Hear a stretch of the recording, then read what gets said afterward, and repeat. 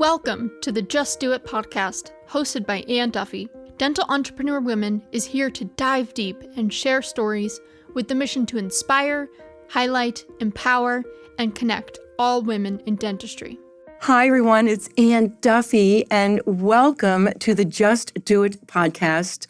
I am so happy that you're with me today, and I have just a special guest, a dear friend, a new friend, actually. We've known each other for a couple of years, so dear to me, and she actually lives close by, so we're fairly close neighbors.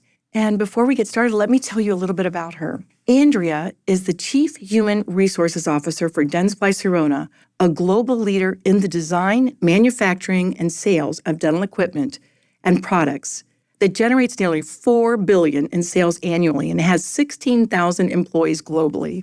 She is passionate about creating high-performance cultures where companies and employees achieve financial and personal growth goals. Her top 5 strengths: achiever, arranger, woo, competition, and responsibility. She is a strong woman. And Andrea, welcome to the Just Do It podcast. Thank you, Anne. Thank you for having me. I'm thrilled to have this conversation with you. Oh, me too. We've been really close friends since you came over for coffee the first time somebody introduced us. And That's right in your kitchen. Right in my kitchen. And I knew we'd be fast friends after that. Your boys are in sports. Well, one of them is in sports, and your other son is a techie, and that's right, the financial numbers guy. And you're a busy mom. And here you are, the Chief Human Resource Officer of Dentsply Sirona. How do you do it, and how did you get into HR? Gosh, well, that's a loaded question. How do I do it? There are probably days that I do it better than other days, but I think for the most part, I'm very much the same person, whether I'm at the office, with my family, at home, with my friends. It's too exhausting to be different people, different personas. So I'm the same person in all of those areas. And I also feel like when I'm at work, I'm very present at work. And whenever I'm at home, I'm very present at home. So that's been the biggest thing for me, to be honest with you. I was an older mom whenever I had my kids, kind of pushing 39 almost. Okay. And so I have high school kids, a senior and a junior in high school. And this is a great stage because I feel like I get to be a role model for them. And so they're very supportive of the travels. Dentsply Sirona is a global company and, very demanding job, which I love. I love the company. We can talk a little bit about how I got into HR in a second, but my family is really supportive. And so my boys have only known me in this role of being an executive and traveling internationally.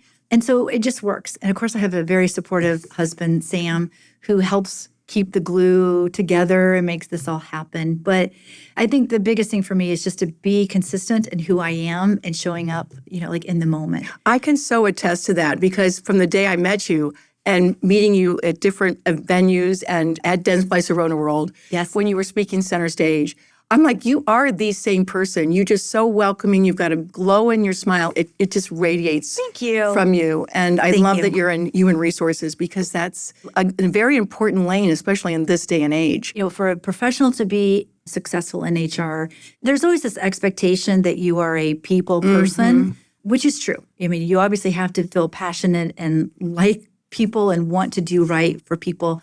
But equally so, you have to be smart, business-minded, understand the financials, because it's the combination of being able to be that bridge around what we need to do to be successful as a company financially. And of course, the biggest resource that any company has, the biggest cost, the biggest investment that the company has is always its people. So being able to bridge those two is critical. And so I feel like I'm the luckiest person to be able to be in a role that allows me to leverage a business mind with my passion for helping people to grow and develop. Yes, yeah. You are living your strengths. Thank you. I mean, when I think of these strengths here, achiever, arranger, woo, competition, and responsibility, those are you. You are living those.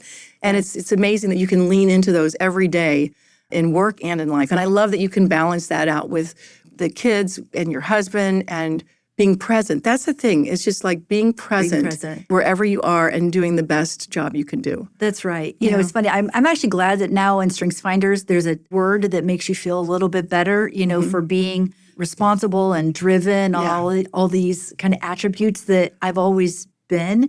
But to be honest with you, that's a better category than my sister would always call me a bossy cow. She's like, gosh, you're a bossy cow. You tell everybody what to do and you get so much done and you're just such a driver. And so thank goodness StrengthsFinders put better terminology than bossy cow on there. That is so true. And then you could actually use like, oh, I'll take that. Yes. That is me. And that's just living in the balcony of your strengths and not being in the basement of being so bossy that your sister's calling you. But bossy little girls make great leaders. They do. They really do. It's amazing. I know you had asked me, how did I even get into HR? Yeah, tell me. So it's probably a little bit of a different story because I think a lot of times people know exactly that they want to go into human resources. And that wasn't the case for me. I actually, since I was a little girl, always loved the sciences, math, biology, chemistry, organic chemistry, all of those. And so I was actually a pre-med major and studied to take the MCATs.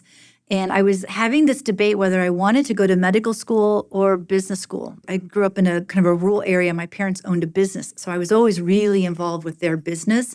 So I always had that interest. So my dad gave me some great advice. He said, like, if you don't know whether you want to go to medical school, that's a big time investment. Why don't you go work at a hospital or a clinic or something and just experience that to see if that really is your life passion? That is good advice. That was great advice. So I did. I went and worked at a hospital in Illinois. It was in cancer research. And I really got involved with a lot of different medical procedures and doing like a research clinical assistant where we would find what cancer treatment protocols would match whatever the diagnosis was. And I really enjoyed that work. Great amount of people. But during that, there was a lot of turnover going on with the nursing staff. And so there was a task force that was set at the hospital, and they asked me to be part of this task force. And so we did a lot of analytics on what was happening, why was there turnover with the nursing group, what was going on. And in the report out, a lot of people were talking about, well, maybe it's compensation or maybe it's flexible schedules and maybe it's all these different things. And I was fairly quiet because I was very junior. I mean, I was not a physician. I was not a nurse. I was 21 years old. And maybe 22 years old. And so I really wasn't saying anything. And the head of the doctors group looked at me and said, you haven't said much in this meeting. Can you tell me why we have so much turnover? I said, well, honestly, the doctors treat the nurses like fill in the blank, and they need to stop being such a-holes to the nurses, which I realized afterwards that probably wasn't the best way to say that. No. But later, the truth. It was the truth. And I was not afraid to speak the truth to whoever was the biggest person in the room from a title standpoint. And afterwards, he came over and thanked me for just being a straight shooter, like just telling us what it is. In the room was also the personnel. That's what they used to call HR, personnel director. Right. And her name was Tara, and she pulled me aside and she said, have you ever thought about going into HR? Because you're very analytical. You're not as afraid to speak the truth, and you're not afraid to say what's really going on.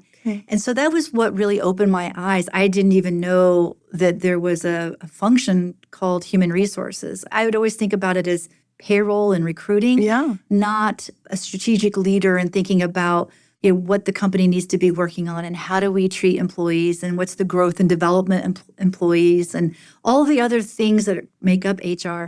So that really put me on a different trajectory. And so I ended up applying to graduate school, focusing on human resources. I worked full-time at the hospital and did grad school full-time to put myself through school and ended up with a master's degree in labor relations. That is so cool. I don't think I knew that whole story. And I love that. It takes one person to say something, to see something in you that actually spurs on the rest of your career. Yes. So, I mean, that just brings up something I wanted to talk to you about is the mentorship. And you've had mentors. She was number one, right, in that sense. And then along your career, tell me about the mentorships. Because I know you're a great mentor yourself. Thank you. I try to be. You've been led by great mentors along your path. Gosh, yes, I feel so grateful. Every day I think we always sit back and we should say the things that we're grateful for. I'm very grateful for a couple of the critical mentors that I've had in my life. In addition to the one woman that I told you about, another one was whenever I was at Hubble Incorporated, which was a heavy industrial manufacturing company, again, global manufacturing all over the world. And I was the number 2 HR person. Okay. And so my leader there, his name is Steve Mays. He was just a tremendous boss, yet this amazing mentor continues to this day be a life mentor to me as I've moved on from number 2 HR role to then, my own CHRO executive officer position.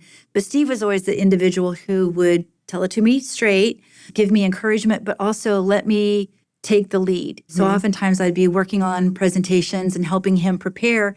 And what I loved about him is we get ready for the meeting and say with the CEO or the CFO, and he'd say, no, this is your material.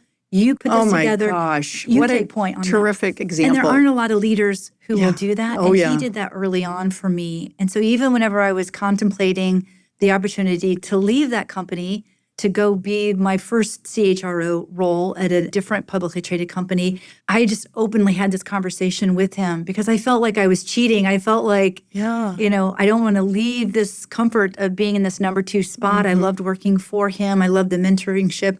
But as a good mentor, he said, you're ready to fly. And so you need to go do what you need to do. And I'm always going to be a fan. So to this day, thank goodness he's still my mentor. And I so appreciate that. It's just such a great example. I mean, even when you said about HR and why team leaders leave in the medical industry, we're still seeing that in dental, in the dental industry. Ironic that you're in the dental industry and you were pre-med to begin with, or thinking about pre-med. That's kind of funny. So I'm sure that's hit you at some point. It has, yes. But I mean, if you think about this as a message that should go on to all of us that are listening in the dental arena, so often one of their, employees or team members wants to leave for a better opportunity.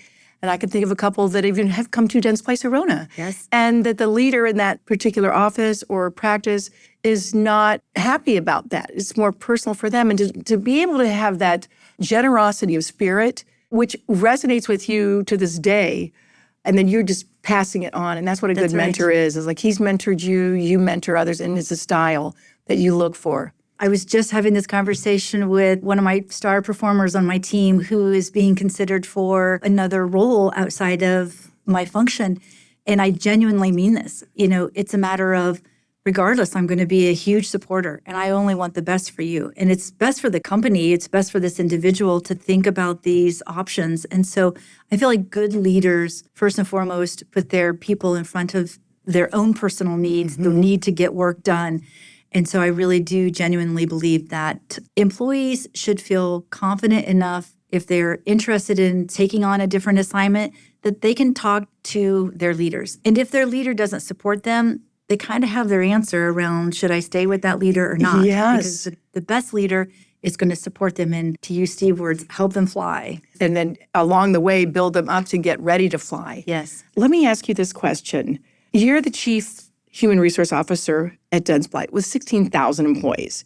I heard recently that you had to change your CEO. And I remember the previous CEO, he was great. I saw him at Dentsply Sirona, and he was a super guy. Yes. But what was that like with the change? And then what advice do you have and inside wisdom can you share with us? Because this is happening all over dentistry. Sure. And beyond. Yeah, I was going to say in almost every industry, change is always happening. So I'll answer the first part. When I learned that there was going to be a CEO change, I understood that those are serious decisions that the board will never take lightly. And you're right, we had a very wonderful person in that CEO role. And I always use this phrase, the right leader at the right company at the right time. Yeah. And at the time, he was the right leader, and he did so much to stabilize the company and do some foundational things that needed to be done. And for that, I think everybody, including the new CEO, we're all grateful for that. But whenever I learned about this transition, of course, we're all human. What's the first thing that we always think about? What's this mean for me? Yeah. Right? I mean, like we're all human. And so it's very easy for us to immediately think about, okay, I just built up this credibility with the prior boss, and now I need to start over again. Yeah. But I have to say, two things helped. One, it helped that the way those two gentlemen passed the baton was really the best I've ever seen. It was really well orchestrated. And two, I felt confident in my own skills. Maybe it's because I'm long in the tooth or have some gray hairs. I felt confident enough in what my skill set could bring, whether it was this leader or that leader. So that helped me get through the immediate, like, well, okay, how's this going to impact me? I quickly pivoted, though, to how can I best ensure that the new CEO makes the best transition that he possibly can into the organization? And so how can I help him and figure out all the conversations that we need to have, and also know that all eyes are always looking at this role and other executive officer roles to see how we're going to react. And so my responsibility is really at that critical point to show I'm all in, which was true, but also to verbally say that to people so people aren't freaking out about it. It's okay. Change is going to happen. Yeah. How we respond to that change, that's within our control. And so I just wanted to be a calming agent to help the organization see that this is going to be just fine. And again, it'll be the right leader at the right company at the right time for this new person as well. The whole company is almost leaning on you to be able to make that transition within their own personal thoughts and what is in it for them and where are they going to land. Well, thank you. There are a lot. I mean, to be honest with you, I mean, we have a very strong executive team. And so I'd like to be very much part of that. But we also have other really exceptional leaders here, and we all feel the exact same way. So I don't think I'm necessarily unique that way. The other thing I love about Dentsply Sirona right now, then, I knew Simon. He seemed like just an amazing gentleman, and the fact that he passed the baton so beautifully and with elegance and class. It says a lot about Dentsply Sirona because they're looking for their leaders to walk that culture. And so that gives me great pleasure in hearing that the new CEO coming in has similar traits. Very much so. And that's beautiful for the company because being a Charlottean right now, I mean, I've been here for 30 years. Yes. I just love the fact that Dentsply Sirona is here and that it's alive and well. And Dentsply Sirona World this year was a beautiful event. Yes, and it was very successful. And Dan, the new leader, was phenomenal as well. So he is all about getting out with the customers, understanding customer needs, ensuring that the company is all rallied around what we need to do to best serve the dentists so they can best serve their patients. So I feel like we are at a really nice pivotal tipping point, I guess, if you will, to really see a long success at this company. Well, especially with the AI and everything, the technology and dentistry, and everybody's buying in and everybody's excited and it's changing everything. And, you know, you've always been at the forefront of that. It's very exciting. It is exciting. So thank you. And I love that. And then the women's program there you had is the largest attendees event so far since you've started that, which is really cool. I love that you've put that together and that it's thriving. Yes. Well, I think we've been building, you know, so even prior to me coming to DS, I think 5 years ago, prior to me getting here, this concept was formed and 7 people. There were 7 women who got together to have a dinner, probably at a table maybe slightly bigger than this, and just to talk about other female leaders in the dental industry and what, if anything, could Dentsply Sirona do to help that group achieve their own personal goals. And at the time, it was a very strong need that so many women were obviously successful dentists, but they were wanting to be practice owners. And they were also wanting main stage ability to present, you know, in front of audiences and build up their own social media presence and their own following and to teach and to be KOLs.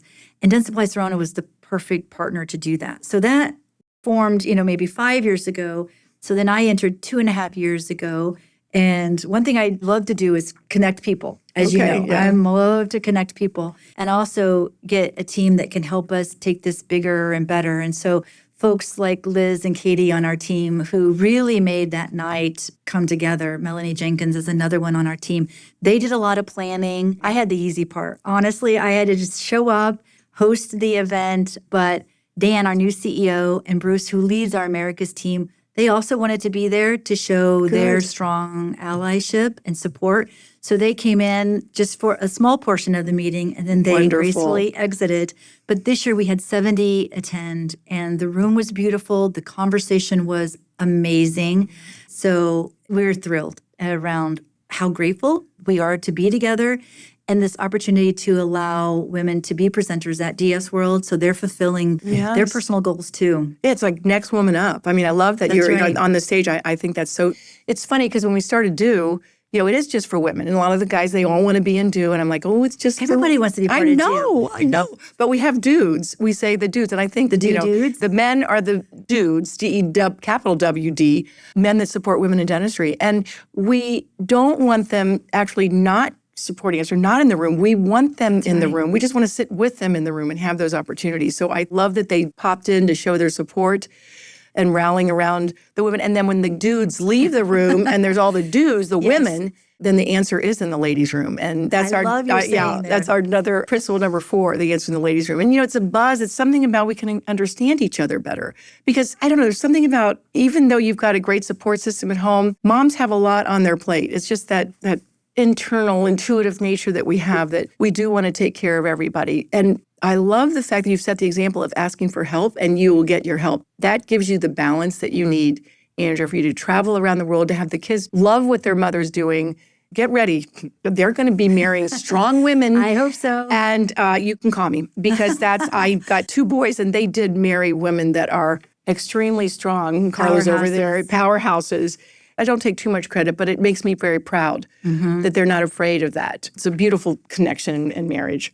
Most of us are not in HR, so we don't know what goes on behind the scenes. Yes. Okay, what are some inside tips or words of wisdom that you can share? That's a great question. So, and I realized this, I guess I always took it for granted that folks knew, like, how do things really happen when you're interviewing, or if you're being considered for a role, or how you should show up, or if you're in a meeting, should you say something or not say something? That just seems so common nature to me. And I thought that everybody just knew that kind of stuff. But it dawned on me, actually, when my sister, who is 6 years older than me, and she has 4 now grown adults, and they are moving from their college into their real world lives. And so before, I was just always, Andrea.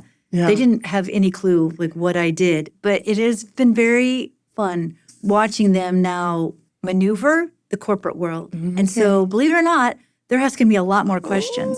And so they're asking— It's called respect. Well, maybe. Or they're trying to figure this out now on their own. That's true. And they're trying to figure out how to show up at their own work. And so, believe it or not, my opinion really matters to them now. And so it dawned on me that sometimes people don't necessarily know. Larger companies will have succession planning and talent reviews. And so what happens behind those closed doors? It's not that big of a secret, but employees should know that these conversations happen, and they should be happening quarterly or at a minimum once a year. We do this next Thursday. The entire executive team will be sitting down and talking about the talent within our organization. And so we will look at it from a macro standpoint, meaning overall, do we have the right skills that we need for the future at Dentsply Sirona? But then we also look at a very individual basis. Let's talk about this person. What are their towering strengths? What do they need to work on? So it's important for employees to know that those conversations are happening. So my advice is, know how you're going to be spoken about in those meetings, because it should not be a surprise to you. You should know, does my boss put me up for bigger promotional opportunities? Or what's holding me back that I don't know? Do I have blind spots? And so it's good for people who are part of bigger corporations to know that that's what happens. I would also say, even more broadly, small entrepreneurial companies to mid-size to large, it's good for everybody to think about, how are people experiencing me? How are people really experiencing me? How am I showing up to my peers, to my boss? If I have direct reports, like, how am I being experienced? Because we all have those soundbite moments, and you have to be prepared. And so I think the inside track on HR is, this is a lot of self-awareness that people need to know, because these are the things that from an HR function we think about as we are recruiting, as we're picking the people to be in training programs, how we're picking folks to be successors for other roles, how we're going to compensate people. Of course, we have very rich conversations with the managers of those individuals, but it's really important for employees to feel like they own that. Like, they have to be prepared. They have to know what are their blind spots. And the other thing I think is true is, I tell folks this a lot, particularly because we're in the corporate office here, what is going to be your 1-minute elevator speech? So if your boss says, hey, what are you working on, Anne? What are you going to say? You're like, am I going to come across like I'm really busy, but I can't articulate what am I actually moving forward? those things matter. So give it some thought. Think about that, because when you do get those small moments, take advantage of them. It's almost like an epiphany for me because of my career path in dentistry. I mean, and dental hygiene, and then, kind of like on my own running my small companies. I never really think about those things. And it's so cool that you are mentoring your nieces and nephews now to just be aware of that. And also you're creating humble leaders because we don't know everything. And just those little tweaks, those little shift of 1% of knowing your elevator speech. And I hope that if you're listening, also dentists here that are the leaders in their small businesses and some larger business, the DSOs, that they are actually taking this to heart as well, because their teams are so important. Yes. And not knowing where you're going, if there's anywhere to go, or what growth that you have in those 20, 30 years you're going to be working in that practice. That's right. There's so much richness there that you, as the leader, they can make such a difference in someone's life versus just have them walking through the motions. That's right. You don't want to be walking through the motions. I've talked to so many dentists and leaders of practices over the last 2 years. I was at Patterson Dental before coming to Dentsply Sirona. So I've had the opportunity to interact with a lot of dentists. And I just hear over and over and over again their search for talent and their ability to keep hygienists, to keep office staff, and to find good talent. And so it's really flipping the tables, because I think it's very easy for the boss or the leader, of that group to think about it being their problem. Like, I can't find people because they don't want to work those schedules, or they don't want to do that, or they are not willing to work on Fridays, or they. And I think you just have to flip that script to say, as a leader, what am I doing so they want to work with me and that they want to stay with me and my practice? And so it really does start with, how is that leader showing up for his or her team? Yeah. It's simple, but you have to recognize that. And you have to seek out education for it, or a mentor. You have to listen to these podcasts. I'm so excited for dentistry because I think that there's a rude awakening on team building and leadership and how important it is, where it used to just be the clinical aspect. But we want dentistry as a profession to keep all these amazing people in dentistry. That is right. And I'm not saying this for a plug for DS, but maybe slightly. But as we've moved through to digital dentistry, I mean, really, that is the future. That is the future. The connectivity of our products and the ability for a dentist to have all of that connection. Her staff can be doing so many of these aspects to get files ready, to get ready for a procedure. And so that is just a win-win for the practice, for the folks within that practice, the success of that practice. And so I think the future is going to be really exciting for dentists and practice owners. Yes, I believe so too, because somebody said to me the other day that there are teeth being born every day. So we have a lot of teeth in our future. We do have a lot of teeth in our future.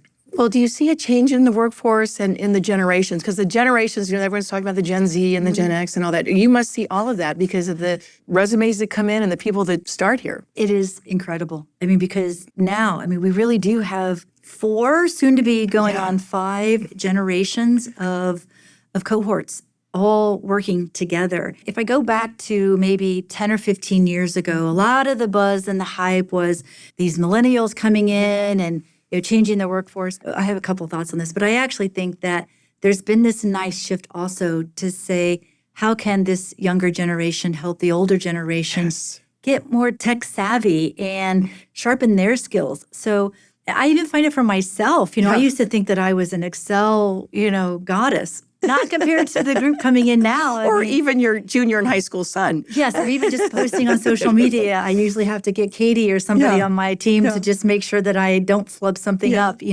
So I actually feel like it's very balanced now because, again, if you're open to it, all generations can learn from one another. I also think that there are a lot of things that really haven't changed that much, because even when I was growing up, many, many years ago, let's call it decades ago. What did I want as a young whippersnapper? I wanted coaching. I wanted feedback. I wanted some mentorship. I wanted a little bit of investment in training.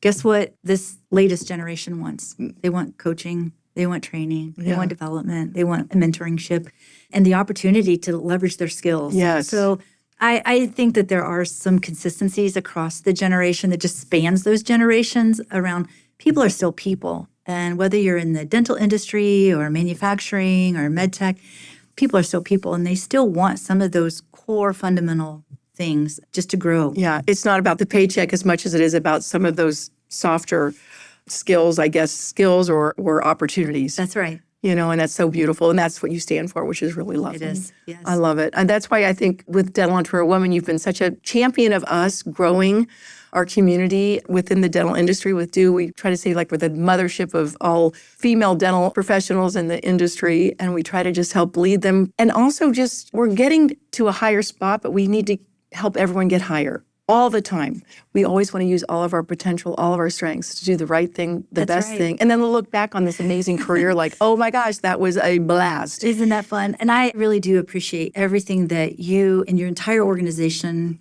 do for women because you provide a platform where people can either digest a little bit or consume a lot, but it's all in the spirit of connecting people, helping individuals find their own path. So I know you get all kinds of good accolades, but it really is amazing what you're doing. And I do think that's going to help generations to come. So yes, thank you. I hope so. And I wanted to point, even the idea of DO, it struck me.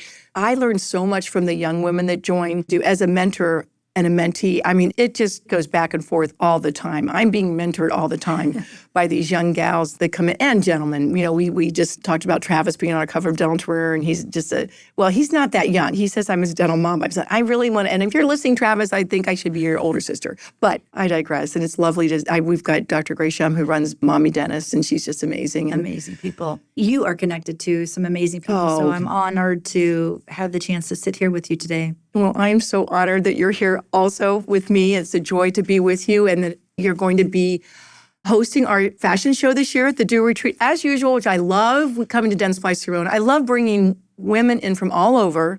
And we've got some women coming from France and England this year, but just to see Dentsply Sirona and the amazing things that you have achieved in this company and the future. Yes. Of what you're putting out there. We're happy to host you. I will not be in the fashion show, but I am happy to support the fashion show. But it is great. We have a beautiful building here, an academy where we do a lot of clinical education, bring our dentists in, and to showcase our products. And so what better beautiful place that to have a lot of women in beautiful, sometimes scrubs and other dental attire for the fashion show. But it is a perfect connection between Dentsply Sirona, what we're trying to do in the industry, what we're trying to do with your group and the women's leaders. So it's a win-win. Yeah, and it's just lovely to support each other. Yeah. I'm just thrilled. I'm thrilled about where dentistry is going, knowing you, even just having the HR capabilities. You really lead the group of HR professionals. I think, Andrea, and just your openness, your authenticity. I mean, you're everything that. Thank you. If I could start my career over, I might even start at Dentsply Sirona, but we would hire you. Well, we still would. Oh, you never know. But listening, it's a great company to work for, and you've inspired me all the time. So thank you for that. Likewise. And if you are interested in hearing from Andrea, because she's going to wrap up our retreat this year, which I'm so excited to tie a little bow on it and send everyone off. And we actually have secured 26 and 27. So we are on our way, Ballantine Resort, just a walk across the parking lot, which is so lovely. This is going to be really fun and a great year for both of us. So cheers to you. Thank you, Anne. Thank you for being my guest today. My pleasure. And anyone that's listening, as you know, I love to end our podcast with everyone, keep doing you. Thank you so much. Thank you, Andrea. Thanks, Anne. Thank you for listening to the Just Do It podcast, hosted by Anne Duffy. To learn more about dental entrepreneur women, to share your story, or to join the movement, please visit our website, dew.life. That is DEW.life. Subscribe to the show on Apple Podcasts or your favorite podcasting app to make sure you don't miss an episode. And in the meantime, keep doing you.